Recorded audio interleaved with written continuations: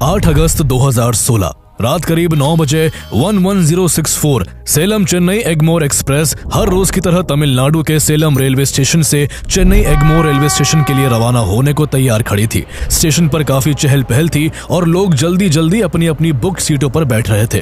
Driver जहां routine pre checks में लगे हुए थे तो वही रेलवे गार्ड हर डिब्बे की रूटीन जांच पड़ताल में मशगूल थे। सलेम चेन्नई एगमोर एक्सप्रेस यूं तो एक पैसेंजर ट्रेन है जो हर दिन सेलम स्टेशन से चलकर 14 स्टेशनों को पार कर अगले दिन की सुबह एगमोर स्टेशन पहुंचती है, लेकिन आज इस ट्रेन के पैसेंजर्स डिब्बों के साथ साथ 2 पार्सल कोच भी जोड़े गए थे जिनमें लकड़ी के 226 सीलबंद बक्से रखे गए थे। इन बक्सों के अंदर 100, 500 और 1000 रुपयों के हजारों नोट रखे हुए थे जिनकी कीमत 1-2 करोड़ रुपए नहीं बल्कि पूरे 342 करोड़ रुपए थी। ये सभी नोट सॉइल्ड थे और इन्हें तमिलनाडु के अलग अलग बैंक से कलेक्ट करके रिजर्व बैंक ऑफ इंडिया यानी RBI की चेन्नई ब्रांच भेजा जा रहा था। दरअसल भारत में हर दिन लाखों नोट लोगों के हाथों से गुजरते हैं। समय के साथ कई नोट फट जाते हैं, गंदे हो जाते हैं या उनकी तय उम्र पूरी हो जाती है। ऐसे नोटों को बैंकिंग में सॉइल्ड करेंसी कहा जाता है। इन नोटों को बैंक से इकट्ठा करके RBI को भेजते हैं जहां उन्हें डिस्ट्रॉय करके उनकी जगह उतनी ही कीमत के नए नोट छापे जाते हैं। ये 342 करोड़ जिन 2 पार्सल कोच में रखे हुए थे वो पूरी तरह से सील किए गए थे और इन रुपयों को सुरक्षित तय जगह पहुंचाने के लिए 18 पुलिस वालों को पार्सल कोच के बाद वाले डिब्बे में मुस्तैदी से तैनात किया गया था। इसके कुछ देर बाद गार्ड हरी झंडी दिखाते हैं और पैसेंजर्स और पार्सल कोच को लेकर सेलम चेन्नई एगमोर एक्सप्रेस लंबा हॉर्न देते हुए धीरे धीरे सेलम स्टेशन को छोड़ने लगती है। आम यात्रियों के लिए ये एक सामान्य यात्रा थी। कोई स्टेशन छोड़ने आए अपने रिलेटिव्स को बाय कर रहा था तो कोई अपने ही ख्यालों में खोया हुआ था। कुछ ही देर में ट्रेन फुल स्पीड पकड़कर हवा से बातें करने लगती है। रात धीरे धीरे गहरी होती चली जाती है। कुछ लोग खिड़कियों के पास ठंडी ठंडी हवा का आनंद ले रहे थे तो कई लोग घर से लाए खाने को निपटाने में लगे हुए थे। कई बच्चे मोबाइल में मशगूल थे तो कोई सोने की तैयारी कर रहा था। सभी 18 पुलिस वाले भी पार्सल कोच के बगल वाले डिब्बे में बंदूक के साथ पूरी तरह अलर्ट होकर बैठे हुए थे। किसी को भी दूर दूर तक ये अंदाजा नहीं था कि रात के इस अंधेरे में इस ट्रेन की छत पर 5 ऐसे लोग भी सवार हैं जो कुछ ही देर में भारत के इतिहास की सबसे बड़ी ट्रेन रॉबरी को अंजाम देने वाले हैं। ट्रेन जैसे ही सिटी से निकलकर रिमोट इलाके में एंटर करती है, ट्रेन की छत पर मौजूद वो 5 चोर बहुत ही खामोशी के साथ पार्सल कोच की छत तक पहुंच जाते हैं और बैटरी ऑपरेटेड कटर से एक पार्सल कोच की छत को काटना शुरू कर देते हैं। उन चोरों को इस मौके का बड़ी बेसब्री से इंतजार था। उन्होंने इसके लिए कई दिनों तक स्टेशनों की काफी बारीकी से रेकी की थी और उन्हें इस ट्रेन की कोच पोजीशनिंग, सिक्योरिटी मैनुअल और RBI को पैसे भेजे जाने वाले दिनों की पूरी जानकारी थी। सेलम स्टेशन से एगमोर स्टेशन के बीच विरुधाचलम स्टेशन पड़ता है। उस समय तक सेलम से विरुधाचलम तक इलेक्ट्रिक रूट की फैसिलिटीज नहीं थी, इसलिए इन दोनों स्टेशंस के बीच सभी ट्रेनें डीजल इंजन के साथ चलती थी।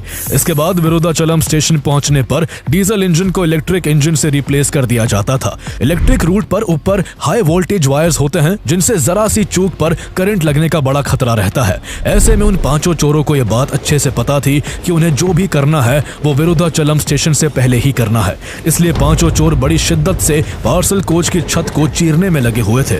पसीना बह रहा था, ट्रेन रफ्तार से हिलकोरे ले रही थी, लेकिन इसके बावजूद उनको ना तो गिरने का डर था और ना ही उनके हाथ कांप रहे थे। उनका निशाना उन करोड़ों रुपयों पर था जो उनसे बस कुछ ही फासले पर थे। यह पूरा नजारा किसी फिल्म के सीन जैसा था जब 5 चोर चलती हुई ट्रेन की छत पर एक बड़ी डकैती को अंजाम देने में लगे हुए थे। रात के 10:15 बज चुके थे और करीब करीब पूरी ट्रेन नींद की आगोश में जा चुकी थी। ट्रेन करीब 70 किलोमीटर प्रति घंटे की रफ्तार से हवा से बातें कर रही थी और इसी रफ्तार में कटर से निकलने वाली आवाज भी कहीं गुम हो जा रही थी। हर सेकंड की कीमत थी क्योंकि विरुधाचलम अब ज्यादा दूर नहीं था। ऐसे में वो लोग लगातार अपना कटर चलाए जा रहे थे और इसका नतीजा ये हुआ कि वो जल्द ही एक पार्सल कोच की छत में 2 फीट लंबा और 2 फीट चौड़ा सुराख करने में सफल हो जाते हैं।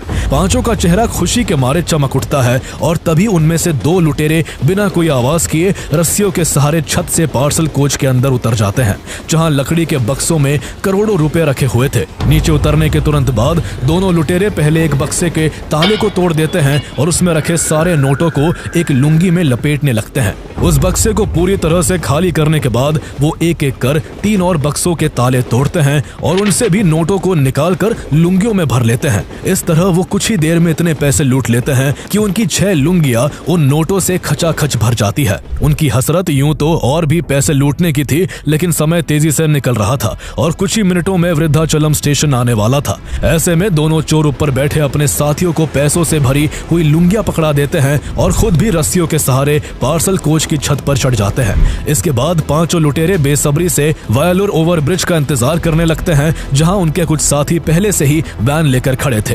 वायलूर ओवरब्रिज वृद्धाचलम स्टेशन से कुछ किलोमीटर पहले पड़ता है और कर्व ट्रैक होने की वजह से यहाँ ट्रेन धीमी हो जाती थी। जैसे ही ट्रेन वायलूर ओवरब्रिज के पास धीमी होती है, पांचों लुटेरे पहले पैसों से भरी लुंगियां नीचे अपने साथियों की ओर फेंक देते हैं और फिर खुद भी ट्रेन से कूद के वैन में सवार होकर पल भर में रफू चक्कर हो जाते हैं।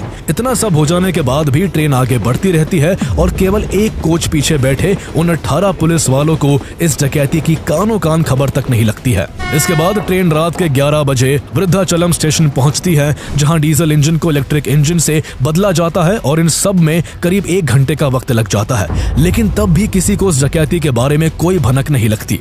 इसके बाद सेलम चेन्नई एग्मोर एक्सप्रेस एक बार फिर अपनी जर्नी शुरू करती है और करीब 4 बजे अपने लास्ट स्टॉपेज चेन्नई के एग्मोर रेलवे स्टेशन तक पहुंच जाती है। ट्रेन के रुकते ही हलचल शुरू हो जाती है और धीरे धीरे सभी पैसेंजर ट्रेन से नीचे उतर जाते हैं। इसके बाद पार्सल कोच की सुरक्षा के लिए तैनात किए गए 18 पुलिस वाले भी नीचे उतरकर तय रूटीन के हिसाब से पार्सल कोच को घेर कर खड़े हो जाते हैं। उन्हें अब भी कोई अंदाजा नहीं था कि वो जिस पैसों से भरे डिब्बे की घेराबंदी करे हुए है, उसमें कई घंटे पहले ही डाका डाला जा चुका है। कुछ देर बाद वहां पैसों को लेने आरबीआई के ऑफिसर्स भी पहुंच जाते हैं। पहले पार्सल कोच को खोला जाता है, जिसमें सब कुछ नॉर्मल था और सभी नोटों के बक्से करीने से रखे हुए थे। लेकिन जैसे ही आरबीआई ऑफिसर्स दूसरे पार्सल कोच का गेट खोलते हैं, अंदर का नजारा देखकर उनकी आंखें खुली की खुली रह जाती है। छत में एक बड़ा सुराग नजर आ रहा था और उस सुराग से आती रोशनी इधर उधर बिखरे हुए बक्सों और उनसे चोरी हुए नोटों की पूरी गवाही दे रही थी। फर्श पर कई 100, 500 और 1000 रुपयों के पुराने नोट बिखरे पड़े थे। ये साफ था कि ट्रेन की छत को काटकर कोई अंदर आया था और काफी सारे नोट लेकर चंपत हो गया था। इससे कुछ ही मिनटों में स्टेशन पर पैनिक फैल जाता है और तुरंत उन नोटों की गिनती शुरू हो जाती है। गिनती के बाद 5 करोड़ 78 लाख रुपए कम पाए जाते हैं। ये सुनते ही सुरक्षा में भेजे गए सभी पुलिस वालों और वहां पहुंचे आरबीआई अधिकारियों के हाथ पांव फूल जाते हैं। तुरंत जीआरपी, आरपीएफ और लोकल पुलिस को इस लूट की जानकारी दी जाती है और सेलम चेन्नई एग्मोर एक्सप्रेस को तुरंत सील कर दिया जाता है। यह भारत के इतिहास की सबसे बड़ी ट्रेन रॉबरी थी